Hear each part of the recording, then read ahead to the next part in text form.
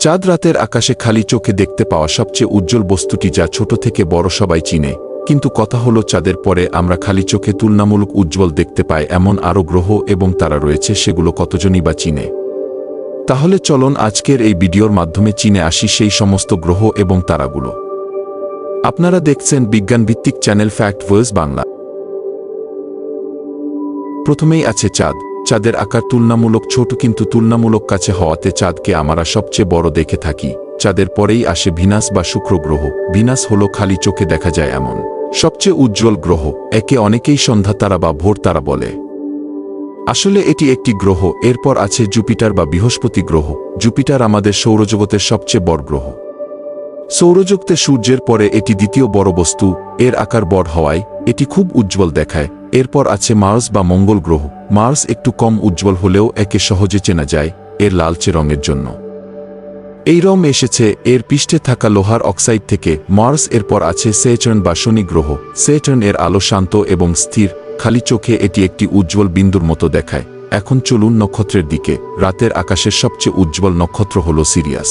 Serious star. Serious নীলচে সাদা আলো দেয়। তারাদের মধ্যে পৃথিবীর তুলনামূলকভাবে কাছাকাছি থাকার কারণে এটি খুব উজ্জ্বল দেখায়। সিরিয়াসের পরে ক্যানোপাস। ক্যানোপাস হল সিরিয়াস এরপর দ্বিতীয় উজ্জ্বল নক্ষত্র। দক্ষিণ আকাশে এটি বেশি স্পষ্ট দেখা যায়। এরপর আছে আর্কটুরাস। অর্চুয়াস। অর্চুয়াসের আলো কমলা রঙের। এটি একটি বিশাল লাল দানব নক্ষত্র।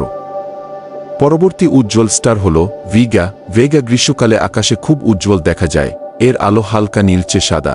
এরপর আছে ক্যাপেলা। খেফেলা। খেফেলা এর আলো হলুদাভ। শীতকালে এটি খুব সহজে দেখা যায়। এখন আসি ওরায়ন নক্ষত্রমণ্ডলে। Orion constellation. এখানে আছে রিগেল। রাইজেল। রাইজেল একটি নীলাভ সাদা নক্ষত্র। এটি ওরিয়নের সবচেয়ে উজ্জ্বল তারা। এবং এখানে আছে বেটেলজিউস।